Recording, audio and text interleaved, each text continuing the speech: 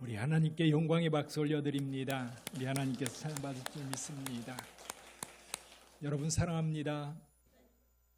우리 옆에 분에게도 사랑합니다. 인사 나누시.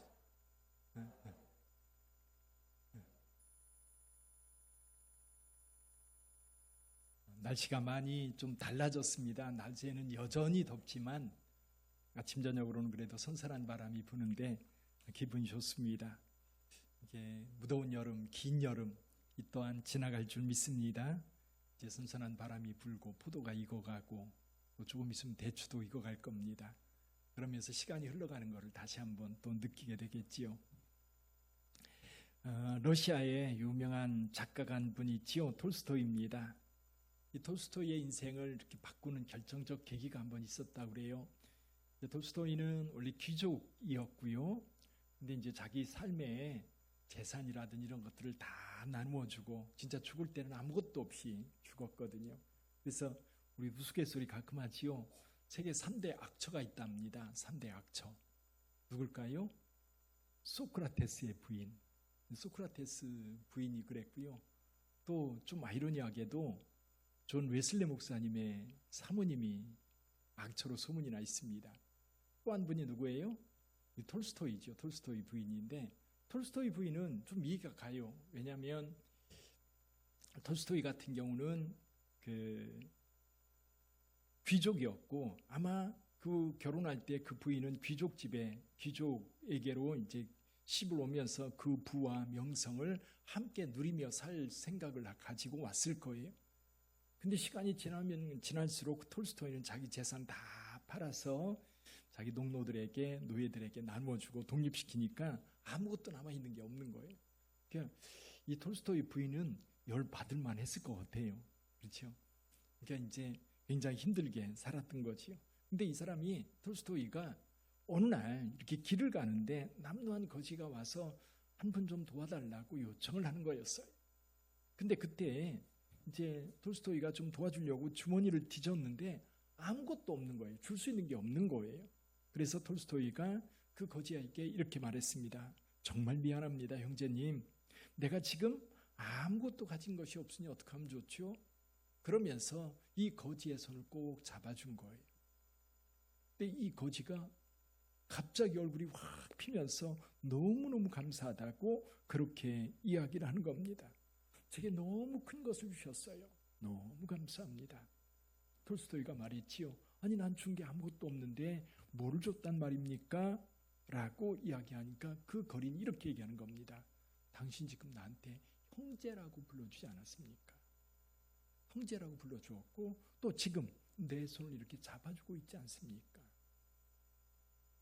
그러면서 이것이면 충분합니다. 그러면서 유쾌하게 걸어가더라는 거예요. 그 뒷모습을 보면서 톨스토이가 여러 가지 충격을 받았다고 해요. 그리고 크게 깨달았다고 합니다. 그게 뭐냐면 물질을 주는 것이 선행의 전부는 아니구나. 마음을 줄 때 감격과 기쁨이 있구나라고 하는 것을 깨닫게 되고 평생 진정한 행복은 함께하는 것이다 라고 생각을 하고 고통받는 이들에게 늘 곁에서 함께하면서 그들과 함께 살고 그들에게 자기 재산을 나눠주면서 그렇게 살았던 거죠. 이제 톨스토이가 귀족임에도 불구하고 사실 러시아 그때 당시 귀족들은 이런 귀족과 농노들 이게 노예들의 차이는 뭐 엄청났습니다. 귀족들은 자기네들끼리만 노는 거예요. 그들의 문화를 만들어 가서 이게 극단화될 때에 러시아가 공산혁명으로 사회가 뒤집어질 수밖에 없었던 거죠. 근데 톨스토이는 그것 자기가 귀족으로서 누려야 될 모든 건 내려놓고 오히려 거린의 손을 잡아주면서 형제요 라고 부를 수 있는 그 마음, 그 겸손함이 톨스토이를 이제 그 글로도 유명하지만 그 행실에 대해서도 우리가 인정하는 유명한 영성의 소유자였다. 그렇게 생각해 볼 수 있습니다. 자, 오늘 본문의 말씀을 한번 볼까요? 예수님께서 안식일 날 바리새인의 집에 초대를 받았어요. 그래서 오늘 본문의 말씀 14장 1절에 보면 안식일에 예수께서 한 바리새인의 지도자의 집에 떡 잡수시러 들어가셨다. 초대를 한 겁니다. 그래서 그 자리에 먼저 사건이 하나 있었지요. 수종병 들린 사람이 있었습니다. 이 수종병이 뭘까? 이제 우리가 이제 이 번역이 수종병으로 되어 있는데 아마도 몸 여러 곳에 물이 차는 병이었을 거라고 추정을 합니다. 여러분 뭐 이렇게 피부에 물이 찰 수도 있고 무릎에 물 찰 수도 있고 그렇죠. 그러다 보면 너무 힘들고 고통스러운 삶을 살고 있는데 사실 예수님께서 그 자리에서 그 수종병 들린 자를 고쳐주십니다. 다른 바리새인들은 어떻게 생각했어요? 안식일 날 병 고치는 것은 율법을 어기는 거다. 율법을 범하는 거다라고 생각할 때 오히려 예수님은 그 수종병 든 자를 고쳐주면서 하는 얘기가 뭐냐면 이것은 율법의 완성이다. 오히려 안식일 날 병 고치는 것이 맞다. 그동안 오래도록 이 병 때문에 고통스러워하는 사람을 고쳐줌으로 인해서 그날 진짜 안식을 경험하게 하는 것, 그것이 바로 율법을 완성케 하는 것이고 율법을 범하는 것이 아니라 진정한 율법의 적용이라고 말씀을 하셨던 거지요. 그러고 나서 예수님께서 그 자리에서 꼴불견을 보셨어요. 뭔가 좀 모든 사람들이 마음을 불편하게 하는 어떤 모습을 보셨던 겁니다. 그게 뭐였어요? 자리다툼이었어요. 저 오늘날도 뭐 우리 저와 여러분들이야 뭐 어디 가든지 우리는 늘 말석에 앉아도 되니까 그 자리다툼 할 필요가 없지요. 근데 나름 똑똑하고 나름 인정받아야 되고 나름 사회적 지위가 있다고 생각하는 사람들은 굉장히 중요합니다. 바리새인들 역시 너무너무 중요한 자리였어요. 왜? 바리새인들끼리 모였고 바리새인 지도자 집에 초대를 받았기 때문에 누가 상석에 앉느냐, 누가 높은 자리에 앉느냐 굉장히 중요한 문제인 거예요. 근데 이렇게 자리를 중요하게 여기는 이유가 있었어요. 쿰난 공동체라고 하는 곳이 있죠. 쿰난, 예루살렘 정동쪽 사해바다 북쪽 끝에 있는 유적지가 있는데요. 거기가 쿰난이라고 하는 곳이고 이 쿰난 공동체가 2세기까지 그러니까 예수님 시대부터 2세기까지 번성하다가 이제 사라졌는데요. 거기서 나온 문서들을 보면 그런 얘기가 있다고 그래요. 이 영광의 자리들이 그들의 모임에서 가장 거룩한 자들에게 주어질 것이라고 믿었다고 그래요. 어떤 자리든 가장 거룩한 자가 가장 중요한 자리, 높은 자리에 앉게 될 거라고 하는 믿음이 그들에게 있었던 겁니다. 어느 모임에 가든지 누가 높은 자리에 앉을 것인가, 누가 가장 상석에 앉을 것인가 라고 하는 것은 바리새인들에게 굉장한 관심사이고 그 자리에 누가 앉느냐라고 하는 게 중요한 이슈였던 거지. 잔치집에 초대받으면 눈치 보는 거예요. 눈치 보는 게 안 보이게, 눈치채지 못하게 눈치를 보면 괜찮은데 이게 다 드러나는 거예요. 서로 그 자리에 앉으려고 눈치 싸움이 치열한 거를 누가 봤어요? 예수님이 보셨어요. 근데 예수님만 본 건 아닐 것 같아요. 거기 있는 사람들이 다 봤을 것 같아요. 꼴불견인 거지. 근데 왜 이런 일이 벌어질까요? 저 나름대로 이 상석에 앉는다는 것은 사람들에게 자기가 거룩한 자로, 그렇죠? 자기가 그래도 사람들에게 인격적이고 신앙적으로 높은 자리에 앉을 만큼 인정받는 자리, 그 자리에 앉을 자격이 있다고 스스로 생각하는 거예요. 그렇죠? 스스로.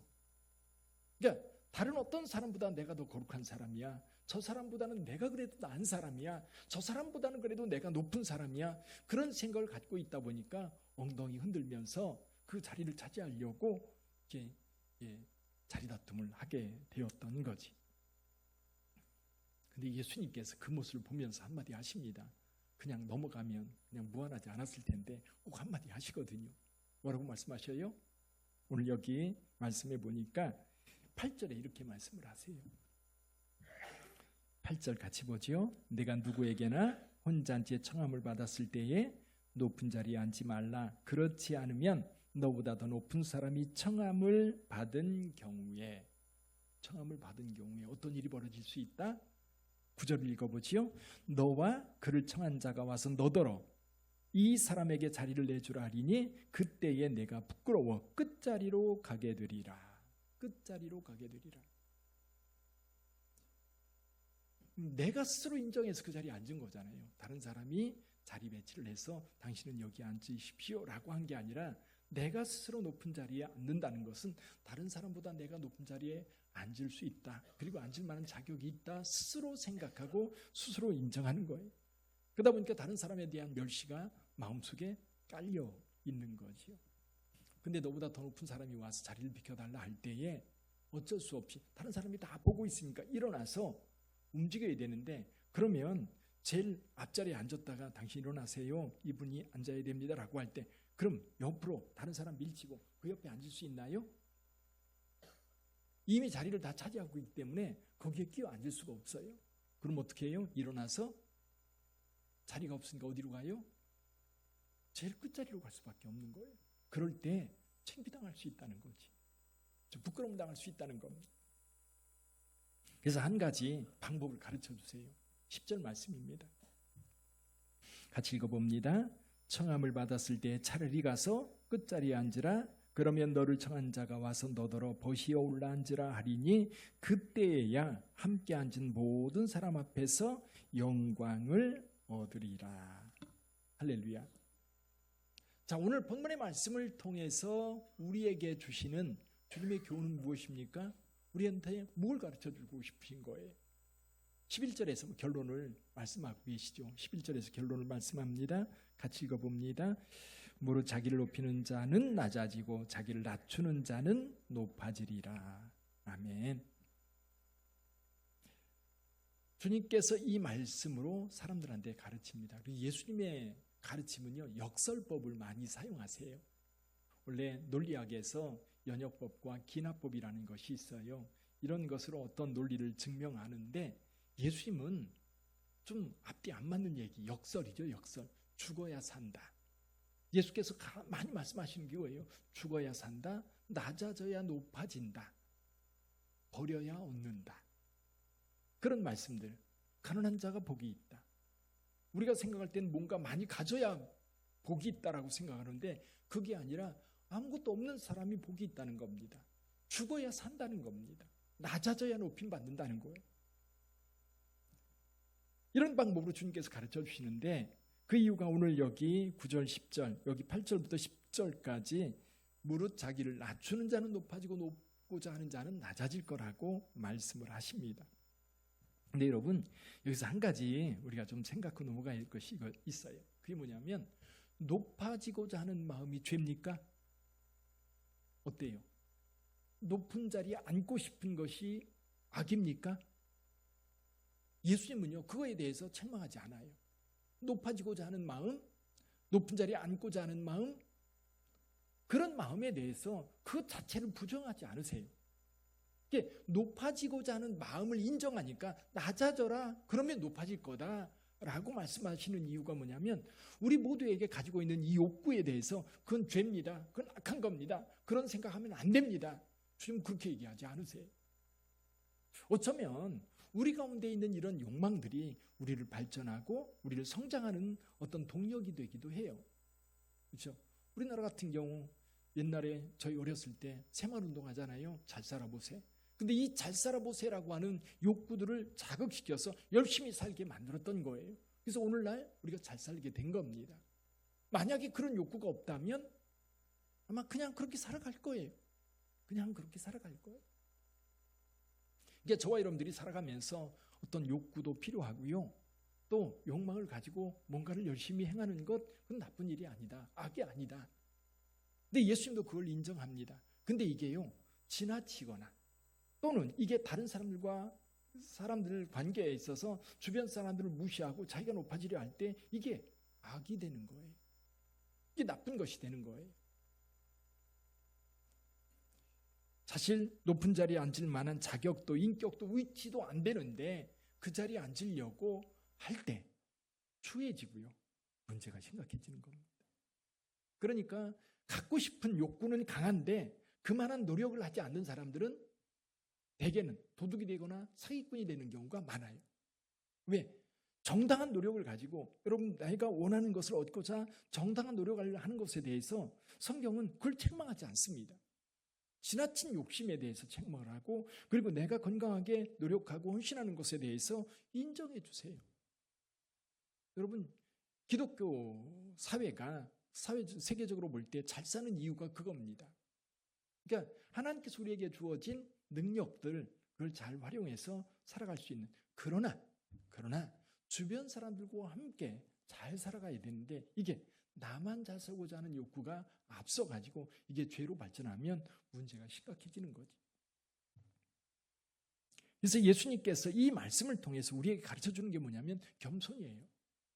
특히 우리 공동체 안에서 서로 함께 살아갈 때에 다른 사람을 높여주고 자신을 낮추면 그 자리가 편안해져요.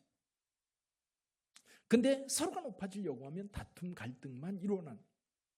교회 안에서 왜 갈등이 일어납니까? 다른 사람 다 인정해 주지 않는다고. 왜 나를 멸시하느냐고.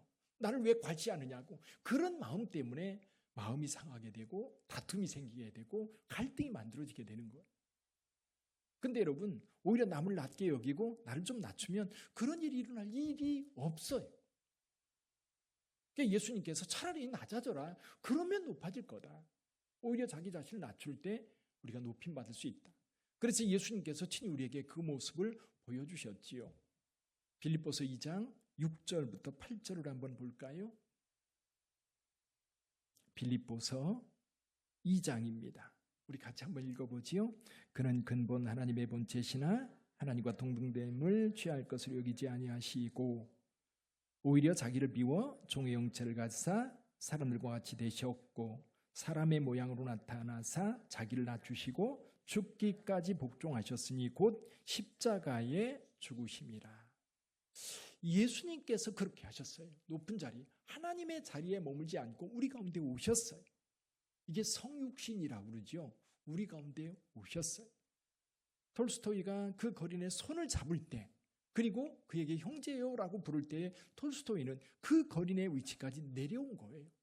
내 형제로 여길 때 그 거린은 감동을 할 수 있었고, 그리고 그것이 그에게 큰 기쁨이 될 수 있었던 거예요.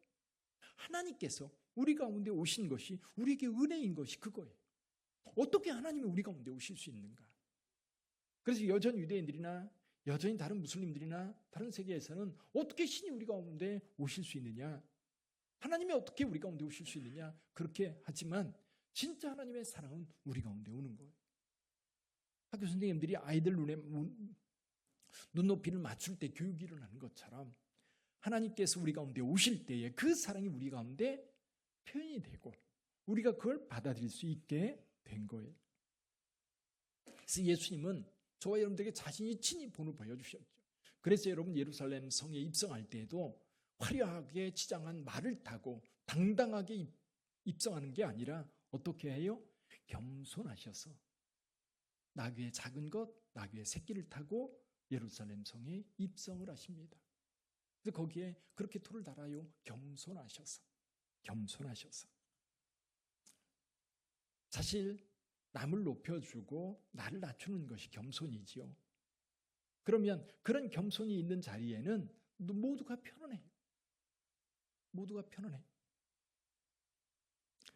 또 차라리 내가 끝자리에 앉으면 다른 사람이 높여주지 않아도 아쉽지 않아요. 사람들이 인정해 주지 않았는데 거기에서 울그락불그락 할 필요가 없어요. 근데 거기에서 나를 누군가가 높여주면 참 기분 좋은 일이지요.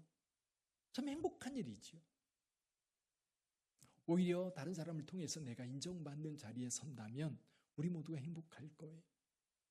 그러면 이 말씀을 통해서 그럼 어떻게 우리가 겸손한 그 마음을 소유할 수 있을까? 저는 이 이야기를 통해서 그 질문을 해보고 싶어요. 그럼 우리는 어떻게 하면 겸손해질 수 있을까? 어떻게 하면 그 자리에서 자리 다툼 안 하고 정말 행복하게 그 잔치에 참여할 수 있을까? 어떻게 하면 높은 자리에 앉지 않아도 행복할 수 있을까? 근데 여러분 성경에 예수님께서요 잔치 비유를 많이 말씀하세요. 근데 잔치 가운데도 혼인잔치. 혼인잔치는 뭐예요? 모두가 기쁨이 있는 자리예요. 모두가 행복한 자리. 그 자리에 여러분 초대됐다는 것만으로도 행복한 거예요. 그거를 잊어버리니까 자리 다툼하는 겁니다. 내가 오늘 초대받았다라고 하는 그것에 감사하고 초대한 사람에게 고맙습니다. 감사합니다. 나 초대해 주셔서 너무너무 감사해요. 라고 하는 그 마음이 있으면 자리 다툼할 이유가 없습니다. 그 감사가 없으니까 그런 거예요. 어렸을 때 동네에 시골 동네니까요 잔치가 벌어지는 두 종류의 잔치가 있더라고요. 하나는 동네 사람들 전체를 불러서 밥 먹고 노는 그런 잔치가 있어요. 보니까 한갑잔치. 그리고 혼인잔치. 이 두 가지 잔치가 있을 때는 동네 사람이 다 모여서 마당에 포장을 치고 과방이 있고 그래서 손님들 오면 오는 대로 상 차려서 식사할 수 있도록 대접하는 그런 잔치. 근데 보면 흥겨운 잔치는 여러분 사람들이 그냥 참여해서 맛있게 먹고 즐기면 되는 거예요. 모든 음식 누가 준비해요? 이 주인이 준비하면 되는 거예요. 근데 봉투를 들고 가는 경우가 있어요. 언제예요? 상이 났을 때는 봉투를 들고 갔어요. 상이 나면 갑작스러우니까 어려움을 당했다고 동네 사람들이 봉투 준비해서 조금이라도 다 담아서 이제 도와줍니다. 이게 이제 우리나라 부조하는 그런 관습이 있었죠. 동네에서 어려운 일을 당하면 서로 조금씩 모아가지고 도와주는 그런 일들이 있었던 거지. 오늘날 우리에게 잔치, 그러면 이제 혼인잔치가 있고 한갑잔치는 이제 지난 것 같아요. 그렇죠? 한갑잔치나 칠순잔치, 잔치는 없어지고 이제 어른들은 이제 여행 다녀오시라고 자녀들이 그렇게 말하는 것 같아요. 계제에 한 가지 말씀드리죠. 우리 이제 상을 당하면 우리 단톡방에도 상을 당해서 이제 공고를 딱 하면 거기에 이제 여러분들이 글을 올립니다. 삼가 고인의 뭘 빌어요? 명복을 빕니다. 맞아요, 틀려요? 크리스찬으로서 틀린 겁니다. 그렇죠? 명복이라는 말은 사실은 불교에서 쓰는 용어인데요. 저승에 갔을 때 저승사자 앞에서 복받아라는 이야기입니다. 이게 저승에 가서 복받아라 라는 것이 명복이라는 말이에요. 그럼 우리는 뭐라고 쓰면 좋을까요? 여러분들 가운데에도 아마 삼가 고인의 명복을 빕니다라고 봉투에도 쓰고 그리고 우리 단톡방에도 쓰는 분들 계실 거예요. 잘 몰랐으니까 이제 앞으로는 이렇게 쓰세요. 하나님의 위로가 있기를 바랍니다. 또는 예수 그리스도의 위로가 있기를 바랍니다. 또는 예수 그리스도의 부활의 소망이 유족들과 고인에게 함께하기를 기도하겠습니다. 나중에 쓰려고 할 때 또 생각이 안 나면 물어보세요. 이해가 되시죠? 삼가 고인의 명복을 빕니다 라고 하는 것은 기독교인들이 쓰는 용어는 아닌 거예요. 그래서 하나님의 위로 또는 예수 그리스도의 부활의 소망 이런 말로 위로하고 격려하면 될 것 같아요. 네, 잠깐 딴 얘기였습니다만은 또 하나의 시골의 잔치가 있어요. 어떤 잔치냐면 보통 이제 어른들의 생일 잔치가 있을 때가 있어요. 그럼 제가 어렸을 때 보면 꼭 아침에 식사를 해요. 아침에. 이게 준비도 안 됐는데 아침에 일찍 내 친구가 옵니다. 우리 아버지를 찾아요. 어르신 식사하러 오시래요. 무슨 일이 있남? 그러면 우리 아버님 생신이에요. 그러면 이제 정리를 하고 하던 일 그만두고 식사하러 가서 식사하십니다. 그러면 그 동네 가끔 이제 저도 갈 때가 있었는데요. 그 동네에 그 집이 있으면 요 앞뒷집 한 서너 집에 있는 그 어른들 초대하는 거예요. 또 그 사람들만 초대해서 같이 식사를 하는 거예요. 어떤 경우는 이제 어른만 초대하는 경우도 있고 오히려 전부 다 가족들 와가지고 아침 식사 같이 하는 경우도 있고 그런 잔치가 있더라고요. 여러분 그런 때 보면 다 차려놨어요. 가면 상다리가 부러지게 차려놨지요. 그럼 가서 뭐 하면 돼요? 먹으면 되는 거예요. 축하해주면 되는 거예요.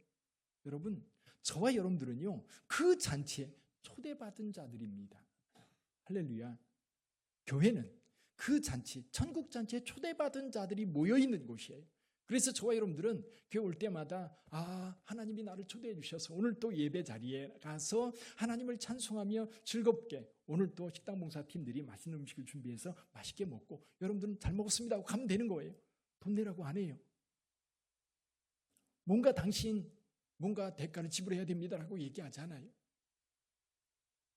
그래서 저와 여러분들 하나님의 초대를 받은 자들이기 때문에 거기에 이건 은혜거든요. 은혜라는 생각을 하면 너무너무 감사하고요. 은혜에 대한 반응은 뭐예요? 감사거든요. 은혜라고 하는 건 뭡니까? 자격 없는 자에게 주어지는 하나님의 축복이에요. 하나님의 복이에요. 자격 없는 자에게 주어지는 하나님의 선물. 그걸 받았을 때는 기뻐하는 거예요. 행복할 거예요. 받은 자들에게, 초대받은 자들에게 마음속에 채워지는 것은 뭐냐면 서운함이 아니에요. 감사함이고 기쁨이고 은혜인 거예요. 근데 지금 여기 바리새인의 집에 초대받은 자들은 그런 감사가 없는 거예요. 나를 초대해 주셔서 너무 감사합니다. 그 마음이 아니라 그 머릿속에 그 생각만 할 거예요. 가서 내가 어느 자리에 앉을까? 그 생각만 하는 거지. 자리를 차지하고 내가 인정받아야 되니까 그런 생각만 하는 거예요. 사랑하는 성도 여러분, 저와 여러분들의 신앙생활을 하면서 사실 우리가 그 감사를 잃어버릴 때에 교회 안에서 갈등도 생기고 다툼도 생기고 그러는 거예요. 은혜에 대한 감사, 그 감격이 있으면 너무너무 행복한 거죠. 배우는 게 행복하고 믿음 생활하는 것이 행복하고 우리가 세상에 살아갈 때도 전능하신 하나님께서 내 편이 되어서 나와 함께 하신다고 하니까 이 초대라고 하는 것이 그렇잖아요. 초대. 우리가 죄인이어서 여러분 세마포 옷을 입고 거룩한 옷을 입고 그 잔치에 참여를 해야 되는데 더러운 옷을 입고 들어갈 수 없어요. 그러니까 예수께서 어떻게 하셨어요? 우리를 위하여 십자가에서 죽으심으로 우리의 죄를 씻어주신 거예요. 그래서 거룩한 옷을 입혀서 우리로 하여금 천국잔치에 들어갈 수 있도록 우리를 초대하신 거지. 그 은혜가 오늘 저와 여러분들에게 있는 줄 믿습니다. 감사죠. 여러분들은 잔치자리에 초대받은 자들이에요. 그 생각하면 겸손해질 수밖에 없어요. 그 생각, 초대받을 만한 사람이 아닌데 나를 초대해 주셨어요. 초대받을 만한 사람이 아닌데 하나님께서 나에게 은혜를 베푸사 나로 하여금 그 자리에 불러주셨어요. 맛있게 먹고 즐기고 감사하고 찬양하고 즐거워하면 되는 거예요. 그게 은혜거든요. 은혜. 그래서 우리 빛된 교회 성도들은 그 은혜 가운데 늘 사시기를 주님의 이름으로 축원합니다. 제가 어렸을 때요, 중학교 1학년 때였습니다. 홍성 시내에 넓지도 않은데 극장이 하나 있어서 큰 극장. 근데 제 친구하고 그날 무슨 토요일인가 아마 그랬을 거예요. 나갔다가 어슬렁어슬렁. 근데 이제 극장에 큰 그림들이 있으니까 그림을 구경하고 있는데 한 아주머니가 오시더니 뭐라고 해요? 너네들 영화 볼래? 근데 우리는 이제 그게 뭔지도 모르고 멀뚱멀뚱 있으니까 티켓을 2장 끊어가지고 저하고 제 친구 주면서 영화 보고 가라. 그러고 갔어요. 근데 지금 생각해보면 그때 무슨 영화 봤는지도 생각이 안 나요. 그런데 그 아주머니가 우리한테 티켓을 끊어주고 영화를 보라고 한 것 지금도 생각이 생생해요. 그때 장면들이 이게 뭘까? 은혜인 거예요. 은혜. 그 사람한테 내가 극장표를 받을 만한 자격이 있습니까? 근데 그분은 그냥 두 아이가 놀고 있으니까 중학교 1학년짜리들이 놀고 있으니까 그냥 영화 보고 싶어서 그런가? 그러고 이제 사준 것 같아요. 은혜란 그런 거 아닐까요? 나는 기대도 안 했는데 전혀 기대 안 했는데 선물이 주어지는 거. 그런 마음, 초대받는 것도 마찬가지예요. 기대 안 했는데 나를 초대해 주었다. 너무 감사한 거지. 그 마음이 있을 때 겸손해질 수 있고 그 마음이 있을 때 다툼과 갈등이 아니라 그 무리들 가운데 행복한 모습만 있을 것 같아요. 우리 빛된 교회 성도들은 하나님의 은혜를 늘 생각하며 감사하시기를 주님의 이름으로 축원합니다. 기도하겠습니다.